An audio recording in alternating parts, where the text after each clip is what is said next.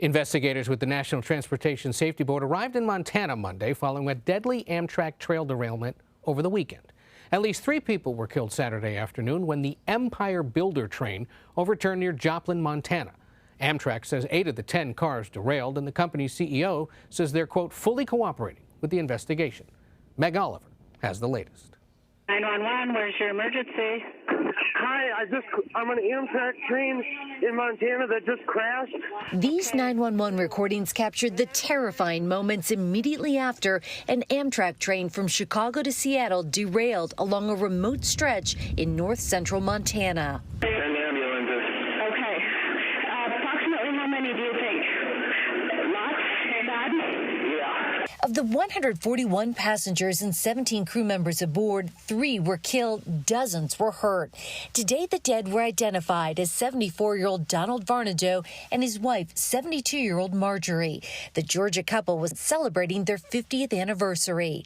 And Zach Schneider, 28, of Illinois, a Green Bay Packers fan, he was traveling with his 26-year-old wife, Rebecca, who was unhurt.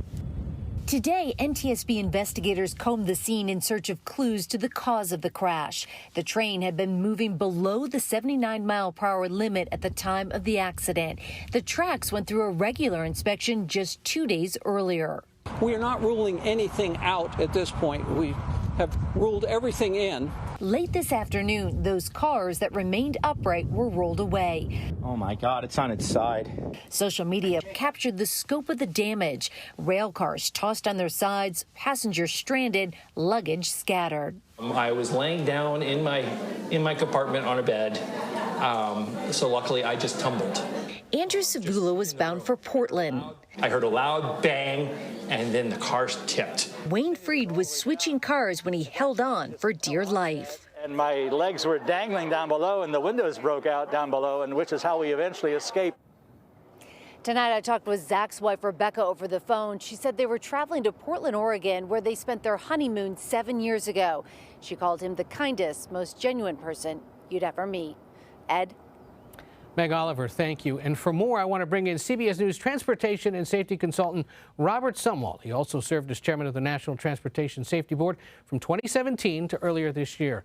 Robert, I am so glad you're now on the CBS payroll, because whenever something like this happens, I've got questions for someone like you. So this is why you're here. Let's start with sort of a basic one. I know you guys work in what are called go teams and are prepared for this kind of a situation at all times. What does the NTSB exactly start to do when it comes to a derailment investigation? Well, Ed, thank you. It's nice to be with you. Sorry about the circumstances, obviously. Certainly, I've worked with this with the NTSB for 15 years. They're very professional. I know they'll get to the bottom of it. What they'll do when they got there today, they took a basic overview of what was going on, and then they divided themselves into various groups. There'll be a structure, a systems group, a track maintenance group, a mechanical group, an ops group. All of these are experts in various disciplines, and they'll start digging in each of their respective areas. So this Empire Builder train connects Chicago to Seattle and passes through several states with different types of weather and landscapes. Do we have any sense of how that could potentially play into the investigation? That's a great question, and I really, my NTSB training would tell me not to speculate. However, it does not look like the terrain is a factor here, and furthermore, the weather was clear on that day, so I really don't think that was a contributing factor at all in this case. What about the fact that Amtrak's been running fewer trains over the course of the pandemic, especially on these lines that aren't the Eastern Seaboard and may not have been as well traveled? I mean, is it possible that these rails could have just been underused to some extent, or that debris was on them? The rails themselves, as you know, Ed, are owned by BNSF Railway. So the rails themselves are used frequently with freight trains. So I'm not sure that's a factor. I think really well, I'll let you ask the questions.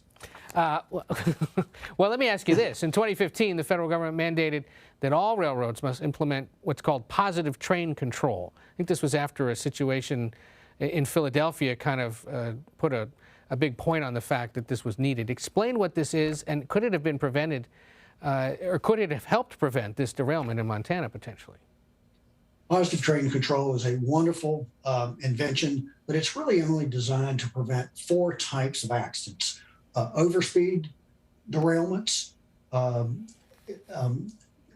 train-to-train collisions, incursions into established work zones, and switches left in the wrong position.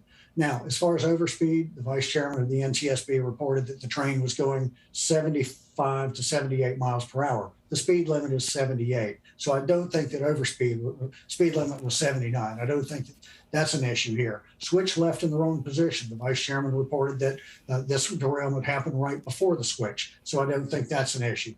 Incursion into an established work zone, it does not appear to be an established work zone there. And finally, train-to-train collision. So I do not believe that this was a PTC preventable accident.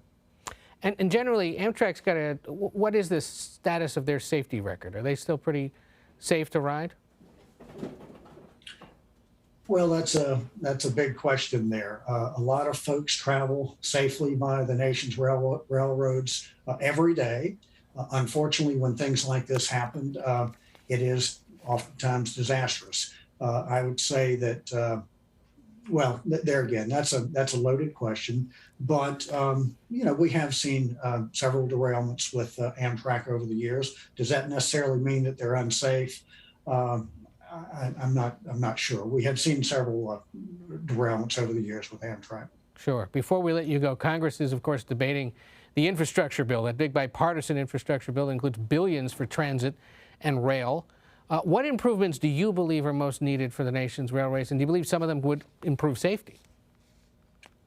Yeah, absolutely. There are things that need to be improved. I think that better rail inspection techniques are important. Not the ultrasonic rail testing can't necessarily detect all problems with the rail.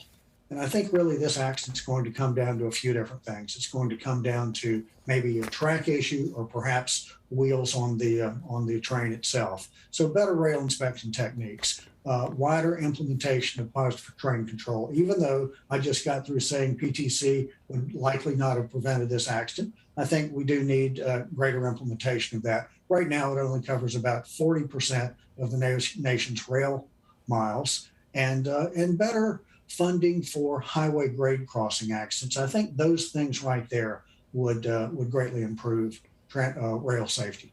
Well, our understanding of all this, as tragic as it is greatly improved by you being here. Robert Sumwalt, our new transportation safety consultant. We're grateful to have you tonight from the beautiful city of Columbia, South Carolina. We'll talk to you soon. Thank you, Ed. It's a pleasure to be with you.